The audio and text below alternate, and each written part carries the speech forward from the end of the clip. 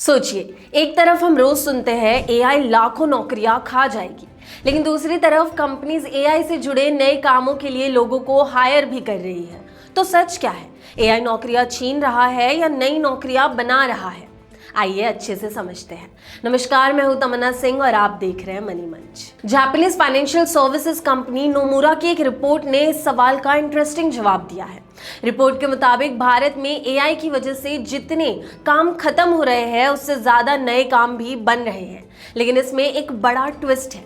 AI से मिलने वाले नए मौके सबको बराबर नहीं मिल रहे। सबसे ज्यादा दिक्कत उन लोगों को हो रही है जो अभी अभी जॉब मार्केट में आ रहे हैं, यानी फ्रेशर्स और जूनियर एम्प्लॉयज। आसान एग्जांपल से समझिए, पहले किसी आईटी कंपनी को एक प्रोजेक्ट के लिए बहुत सारे फ्रेशर्स चाहिए होते थे।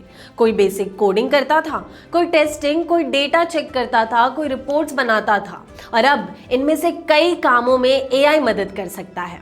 इसका मतलब ये नहीं है कि कंपनीज को एम्प्लॉयज की जरूरत नहीं है, लेकिन पहले जितने जूनियर एम्प्लॉयज चाहिए होते थे अब उतने लोगों की जरूरत शायद ना पड़े।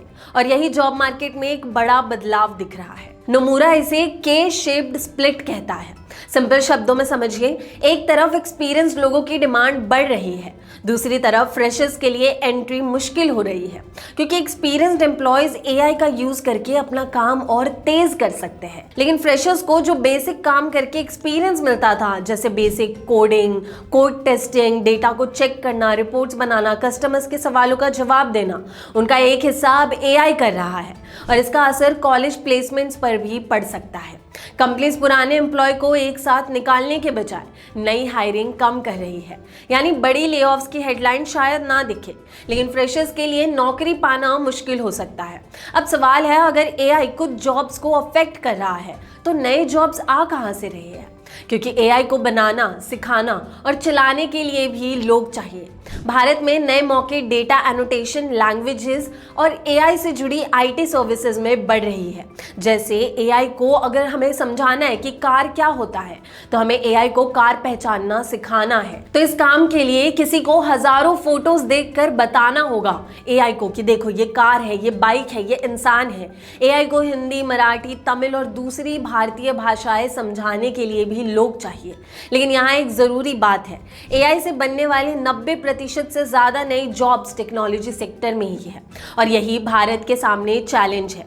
भारत दुनिया का एक बड़ा आईटी और सर्विसेज हब है, लेकिन हमारे आईटी सेक्टर का काफी काम बार बार एक ही तरीके से होता है, जैसे customer support, data processing, basic coding और सॉफ्टवेयर टेस्टिंग। और एआई सबसे पहले ऐसे ही कामों को बदल रहा है, यानी जिन कामों ने भारत के आईटी सेक्टर को बड़ा बनाया, अब उन्हीं कामों का तरीका बदल रहा है।